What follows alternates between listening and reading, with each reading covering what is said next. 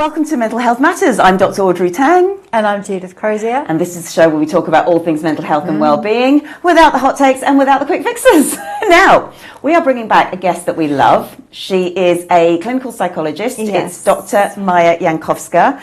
But we are going to be talking about a little bit of extra or different work that she does, which is expert witness. I'm looking forward to it. Fascinating. I've worked in psychology for a long time, but I still don't know what an expert witness actually does. I see it on television. Yes, exactly. And it's very dramatic and very exciting. I somehow think I'm going to be sorely disappointed.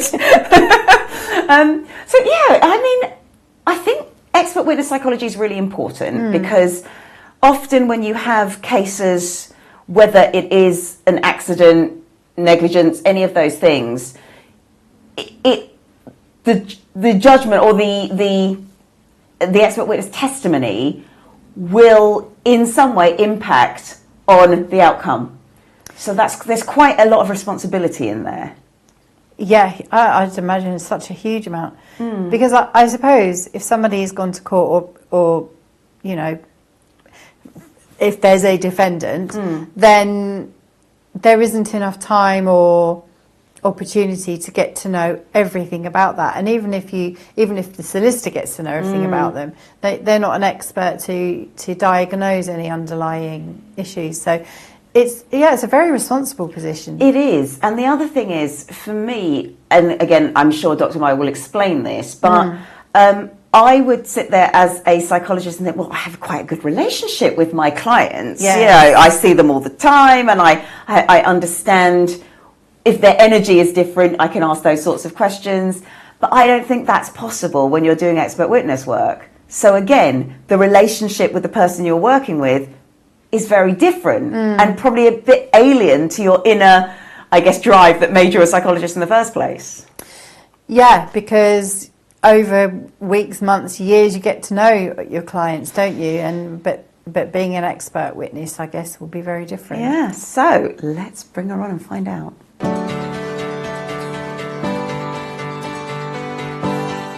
Welcome back to the studio, Dr. Maja. It's lovely to have you here. Thank you very much. Lovely to be here, as always. Thank you. Yeah, thank you. Just jump straight in, really. Can you explain what an expert witness psychologist actually does and how it differs from being a therapist, please? Gosh, such a big topic, actually. Yeah. So I'm going to try and explain it in very simple language. So an expert witness psychologist is somebody who is instructed, okay? So I'm instructed by a solicitor, usually, or some other professional, but usually it's a solicitor or a barrister, to carry out an independent, and independent is really important, assessment and produce a written report.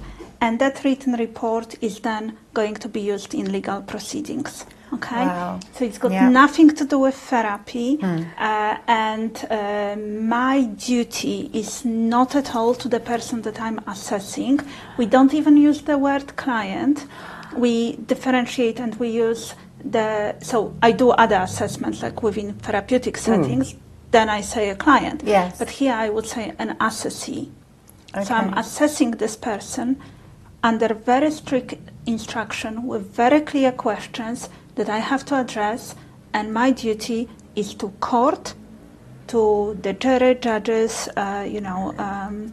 it's not to the person I'm assessing, and it's not to the solicitor who is instructing me, which a lot of people don't understand. No, of course, isn't it? Because that would be biased then, wouldn't it? Yeah. So I need to really be independent.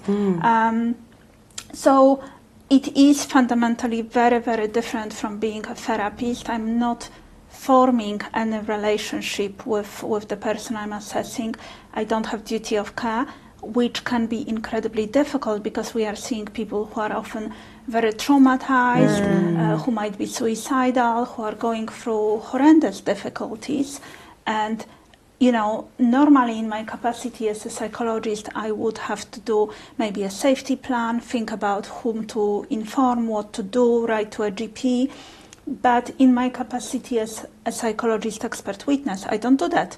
I just go on the phone or email the solicitor and say, you have to react here. This person is in crisis. They need intervention immediately. If this is the case, obviously. Sometimes it happens. So you can see the difference is huge, okay? So my duty is only to the court, full stop. And it is difficult psychologically on me. So I would never enter any type of advocacy for the person that I'm assessing. Of course, yeah, you can't. So yeah, so in practice it looks like that. I receive a letter of instruction. It is usually quite a lengthy letter with clear questions, reminding me also of my duty to the court. Then I arrange to meet the person either in person or online. The assessment is much longer. I triangulate the data with, so I receive also what we call a medical legal bundle. Within that, it's usually medical records, but it can be also police reports or other experts' data, anything of therapist reports, anything like that. So you triangulate the data from the bundle of medical legal documents, from your assessment, which is quite different to normal assessment. I use clinical structure interviews. I use validated tools to measure specific questionnaires. I use a very structured interview. I use a lot of my observation skills as well. And then I write up the report, which is there, not to say whether I'm right or wrong, it's there. It's just there, yes, the facts, to assist the court, and the court makes a decision, not me. Okay, very interesting. So interesting. So the specific set of questions that you received then, what kind of questions or what kind of things are you being asked to assess? So sometimes there are very, very specific questions, but generally you would always expect them to be around certain areas. So is there any diagnosable mental health disorder? That's the first one. And obviously I have to consult with mental health manual, like, DSM-5 or ICD-11. Psychologists mainly go to DSM-5. So is there a disorder? Is it attributable to the index event? Now, the index event is what happened to them. Yeah. So it might be a road traffic accident, it might be a sexual assault, it might be medical negligence, it might be, whatever it is. So is what happened to them is this event causing them the symptoms that they are experiencing right now? And then so this is called the condition, and then the prognosis, so how likely are they to recover, what would affect their recovery, and what kind of treatment I would be recommending, and again, what's the prognosis with and without the treatment, and so on. So there is so much to consider. Yeah. And then not only is there so much to consider, but with your primary duty being to the court, not to the client, person you're assessing, because again, that language is very, very different. That must put some real emotional labour demands on you as well. So how does that shape the way you approach your work? I've already alluded that it is psychologically quite difficult, because on a human level you feel towards the person that might have gone through something very difficult, although it's not always the case. Sometimes, they are kind of applying, or I was instructed because they are looking for compensation, and maybe there isn't a disorder there, right? So my duty is only to court. I'm assessing the person. I'm checking if there is any diagnosable mental health disorder. I explain my rationale. I put forward the diagnosis that I think is the most plausible. I can't be ever certain, because there are really sometimes very confusing cases, and I have to show my inner working out, my logic. I also provide a range of differential diagnoses. So I say, I think it's more likely it's this, but I also consider this, and this, and that's why I excluded it, right? So you really have to, because you have to remember the judge, the jury, the tribunal, they are not psychologists, they don't understand your language, so you have to explain it in a way that they can read the report and say, okay, I can see the logic, I can see how she formulated it, I can see how she arrived at this conclusion, and then they make a decision. And obviously, remember, in those cases, you might be instructed on one side, defendant or claimant, and then you might be presented with two different expert witness reports that you have to consider and decide what you want to do with that. Yes, there's so much that you have to do, sort of keeping your own emotions in check and being a compassionate person, which you will be as a clinician. That has got to be. But it is different also, if I may say, because, you know, like my assessment and my time with them, yes, it is an extended assessment. I sometimes assess people for 3 hours or more. So I get more time to really delve deep into their problems. But I have to keep them on point. I can't divert. I can't wait for them to, you know, to be ready like I would in therapy. I just have to make sure that I answer all the questions, and that can be very challenging, especially if somebody is very triggered, crying, upset, dissociating in the assessment. You know, so you need to keep that in mind. I'm here for a very specific reason. I have a set of questions I must answer. I might need to give them a break or whatever, but I need to keep them coming back to what I need to find out. Yes. And of course, Very I also, different. like I said, I triangulate the data. Different expert witnesses do it differently. I usually try to read the medical legal bundle of documents beforehand, so I know I have some ideas already, and then I do the measures, the validated measures as well, so that gives me some information. The letter of instruction gives me some information, and then I know where I'm heading more or less, although there are always surprises. And talking of surprises, most people imagine expert witness as, no, this doesn't happen, it's so dramatic because of what we see on television. Yeah, of course. And of course. I'm getting the idea it's not like that. So what does it actually look like in reality? Well, actually, in reality, I would say most expert witnesses never end up in the witness box. We don't ever. Wow! So, that's all right. Yeah. So I don't know the exact statistics, but approximately 90% of cases get settled before they go to court. And actually, this is why our reports are so important, because the cases are assessed on those reports. And if both sides agree, let's say that there is a diagnosable mental health disorder and they suffered certain things and their life is affected in a certain way because of that index event, then it gets settled and it never goes to court. And honestly, our legal system is struggling so much, and there is such a backlog of cases in court already. So you wouldn't want to be taking every case to court anyway. So no, it doesn't happen like that. I haven't been doing it for that a long time, but I have a supervisor who's been doing it for over 17 years. Wow. And I asked her recently, how many times have you been to court? And she said 5. In 17 years! Oh my goodness me, that really surprises me. Yeah, I think I watched too many courtroom dramas. Yeah, and even if it goes to it, I don't think it's ever that dramatic. I can't imagine it being like that, because yes, you will be faced with some difficult questions, but if you've done your work correctly, if you have showed how you actually arrived at your conclusion, how you considered different diagnoses, different scenarios, different outcomes without treatment and so on, it's very unlikely that you wouldn't be able to defend your report.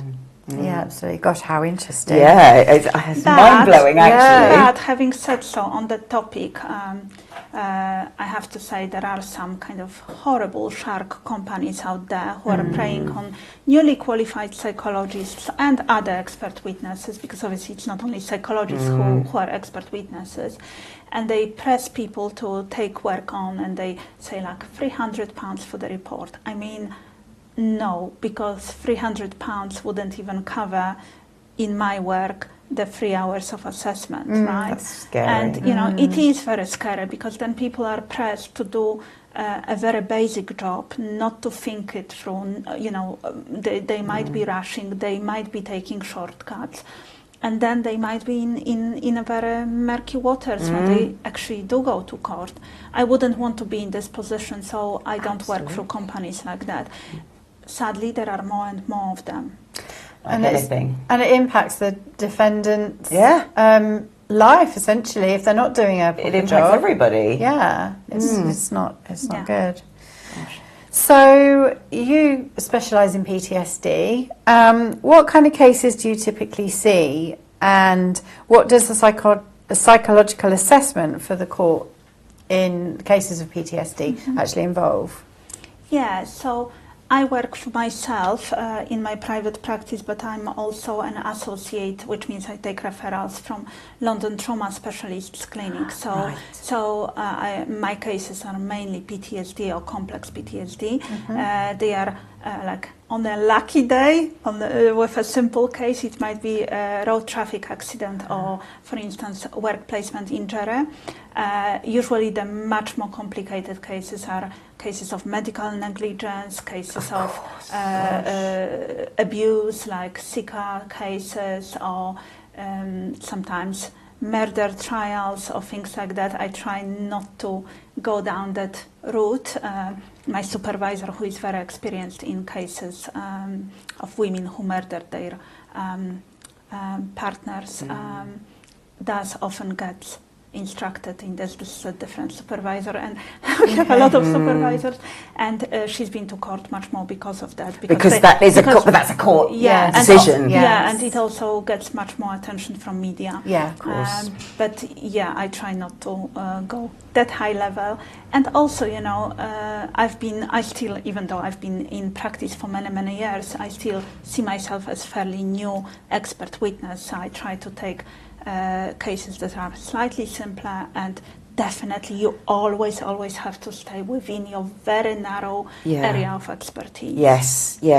So for instance, in my case, this is sometimes, especially with accidents, you get somebody who might be also experiencing symptoms of chronic pain. Because I'm not a pain specialist, I would always defer. I would say, this is outside of my area of expertise. I can assess for PTSD or other disorders, but I would be recommending that there is a referral made to pain management clinic or a pain expert if this is relevant or required. Okay.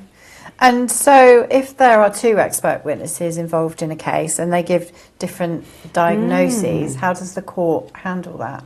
Okay, so first of all, there might be many more than two expert witnesses. I'm currently on a case that, I don't know, I think there is probably 10 expert witnesses. Wow. Because if you think about medical negligence or complex injury cases, you will have a psychologist, you might have a psychiatrist, you will have a pain specialist, maybe ENT, maybe a surgeon, maybe, all of the things that could have been involved. So actually, and it then becomes the medical documentation bundle becomes huge. And half of those documents I don't frankly understand. So I'm scanning those documents and looking for anything relevant to psychology.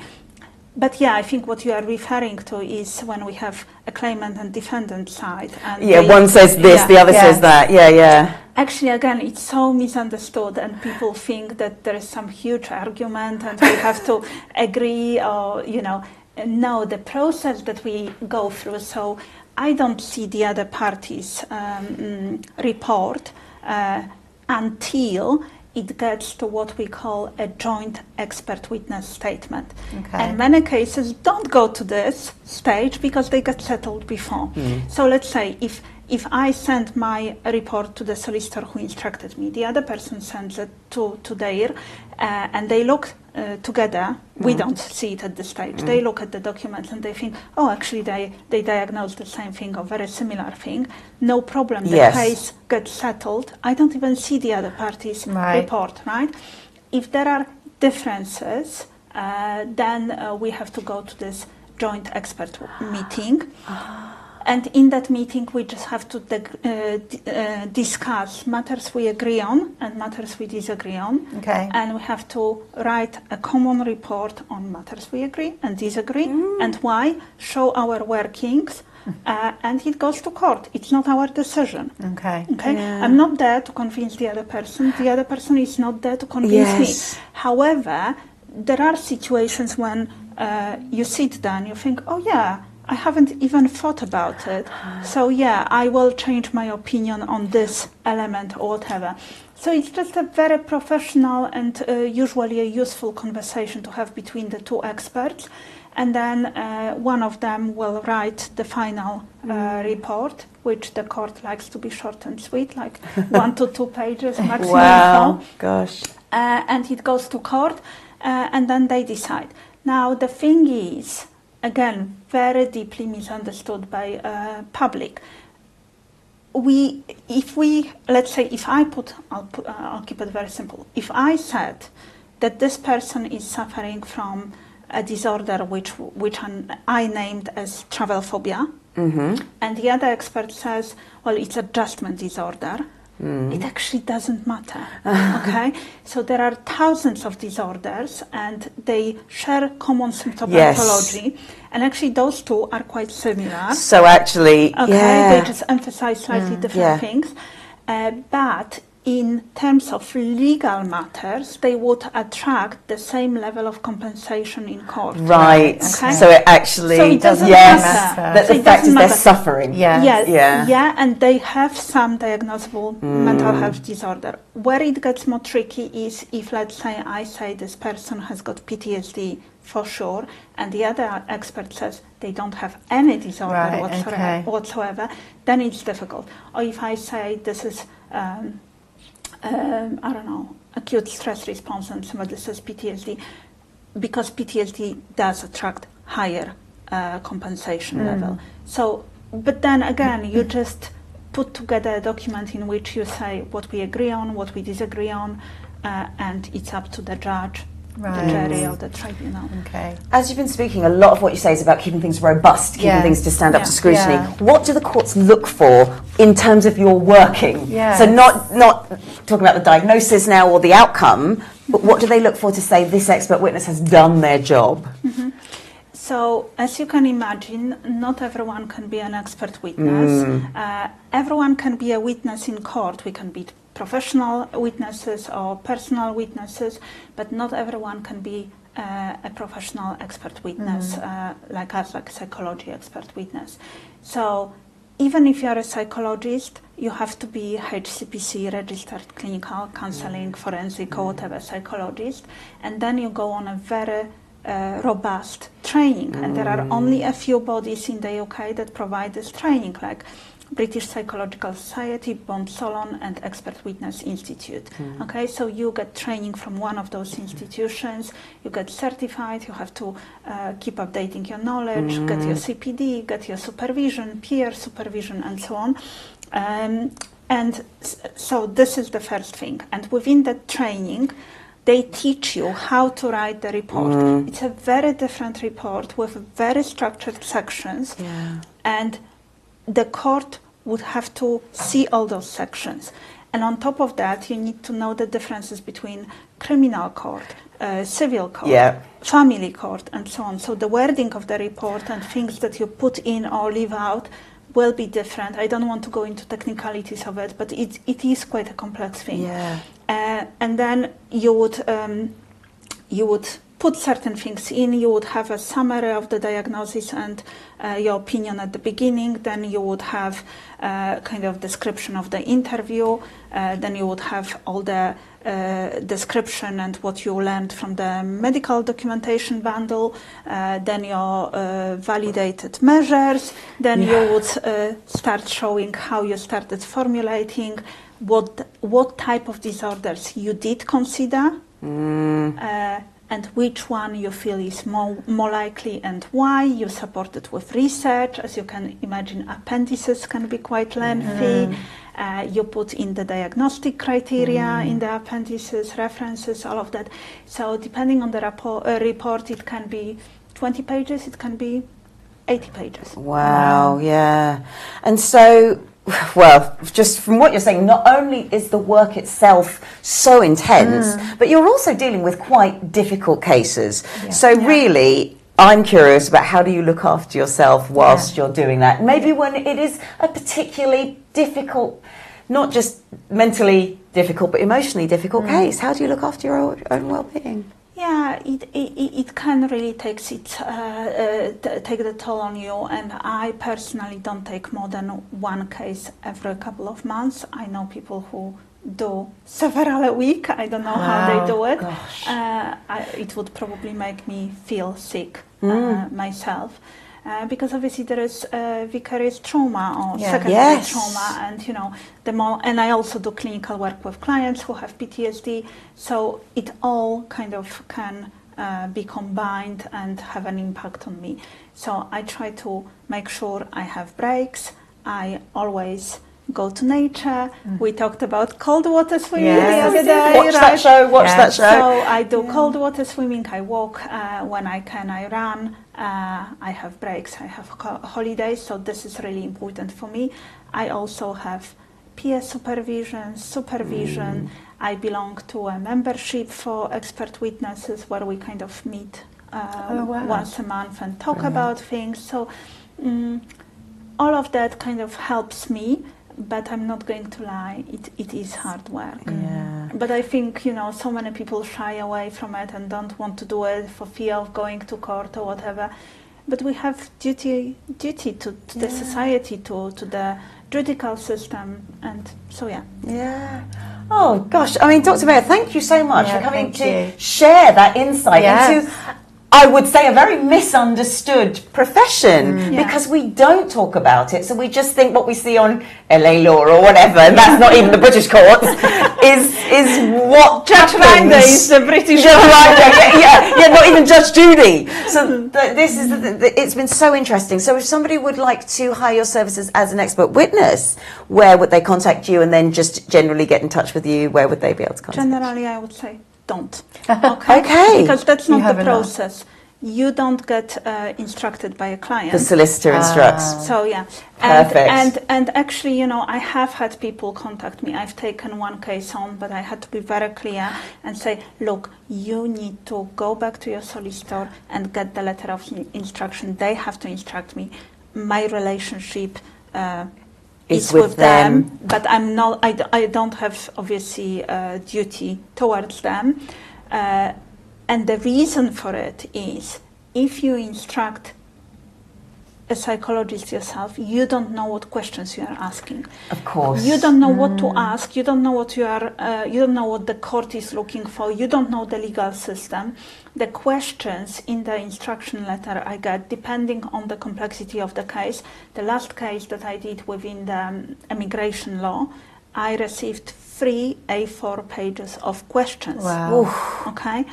And they were very technical, very specific, and it does matter because the solicitor is kind of fighting for the client to stay in this country. There are specific reasons for it, and if that client, very traumatized client, who was actually dissociating in the assessment, who couldn't give me evidence, right?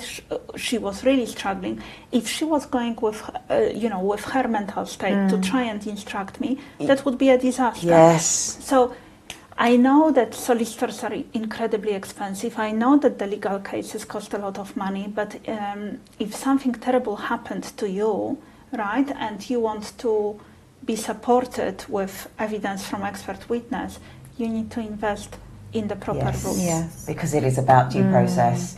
Dr. Maja, this has been so enlightening. Thank you so much, and we hope to see you back on the show again. I should also add, obviously, if any local solicitor is looking for expert witness, they should be instructing me. Because it's a funny thing, I get instructed all over the country, but not so much here. How interesting. So it goes, shout out to Bedford solicitors, really. Yes. More than clients themselves, personally. Wow. That's so insightful. Yeah, so interesting. interesting. Fascinating. Brilliant insight. We will head over to Test the Trend.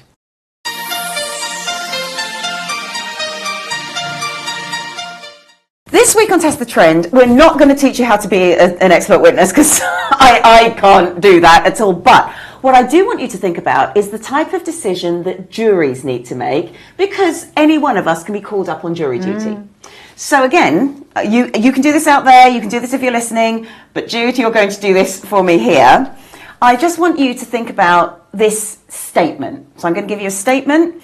And I used to do this particular exercise with my year 7s to look at how judgment changes. Okay. And that's all we're looking at. And so juries, people off the street sometimes, often, have to make these decisions. Okay, Alex is driving home late at night. It's raining. Visibility is poor. A person steps into the road suddenly. Alex hits them. The person is seriously injured. Right now, do you feel more sympathy for Alex or the person who was hit? For both, but in terms of who might be to blame, probably the person who just stepped out in front of the car. Okay. And did you say it was raining? It was raining. Yeah, so I'd have more sympathy for Alex because of the visibility. The visibility and not being able to stop in time, because it wasn't his fault that the person stepped out in front of the car. Okay, all right, let's carry on. Okay. Alex had been messaging on their phone, and they were slightly over the speed limit, and they'd had 2 glasses of wine. Right. Where are we now? Yeah, well, now... he should have the book thrown at him, you know. Okay, yeah. Interesting. And then, lastly, the person who stepped out into the road was wearing dark clothes, crossing illegally, and had also been drinking. So now I'd say they're both as bad as each other. Well, the one walking was irresponsible. The one driving was committing a crime. Yeah. So, okay. Yeah.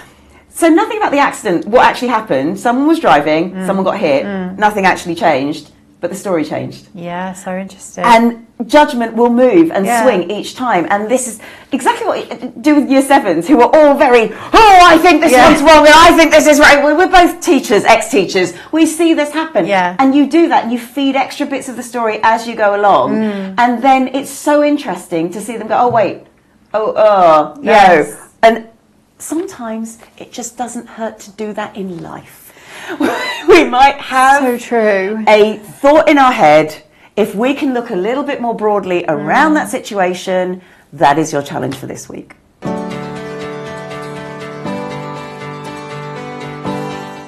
Another fascinating conversation. Yeah, I really love that. I could have talked about that all day. I know. It's so interesting. And just relating to our Test the Trend, my judgment has changed so much on what an expert witness does. And I can understand why somebody wouldn't want to qualify in that field, because the amount of work and it's almost like having to do another law degree or something like that on top of your psychology, because of the format everything has to be done in and the process. Yeah, it's a huge amount of work. I mean, I hadn't realised everything that went into it. And I hadn't actually taken on board the responsibility that expert witnesses must feel, because their judgment, their, summary of the person can sway something either way. And so there's a lot of responsibility. There is. And also the very important point that Dr. Maja made about, you don't call me, your solicitor calls me. Yeah. Again, hugely important, because so many people, and this is what I'm so scared of, because I see it in mental health. The reason why people aren't going to the actual healer is because so-and-so's watched it on Instagram and it's free. Yes. And that is not always the appropriate thing. And so if now you are getting maybe a small underbelly, but that will grow, of people going, well, I'll just go direct. And then, I don't know the ethics of the psychologist, but if they then sit there and go, I can do that. Because I said to Dr. Maja offset, I was approached on LinkedIn to do expert witness work, and I just said to them, I don't know what makes you come to me. There is nothing on my profile that says expert witness or anything even remotely related to that. I'm well-being. What bit of that? Exactly, but that just shows, you've got integrity, you were honest with them and went back to them, but somebody else might just take the money and just do it anyway. Scary. Well, it is, because if they don't have the knowledge, the understanding, the qualifications. And we see this so much in the Yeah. mental health Yes, field. yeah. And this is why I'm so passionate about this show, because it is all about having credibility Yes. and integrity. Yeah. And we talk to people who actually work professionally and are qualified to do this. And that, to me, is the content that needs to be out there, not just somebody who in 5 minutes can give you 5 hot takes on Yes, PTSD. exactly. Yeah, exactly. That scares me. And I think this show probably highlights more than most the difference between having somebody qualified and experienced and not, and the impact that could potentially have. Yes, and that is really what I took away from our conversation with Dr. Maja. Yeah. It was the fact that if you just as simple as if you're not even instructed appropriately, Yes, yeah. you won't answer the questions. Yeah. And then if you don't know how to answer the questions because you haven't been trained, that is someone's life Yeah, exactly. we're dealing with. Exactly. And you don't have a lot of time to do that. It's not like in therapy, and I don't mean to actually dismiss therapy, but in therapy you will see that person again. Yeah, of course. There is that opportunity to go, oh, last time when we spoke, I wasn't clear on this. Could we revisit that? It's not like that. No, it's a window of time they have, and in that time the psychologist, expert witness, has to make a judgment on that person, Which to give to the court. To give to the court. And then make other judgments. Yeah, based on that. And it's a huge responsibility. So on that, think with integrity. Do things with intention. Yes. And from all of us at Mental Health Matters, have a healthy week.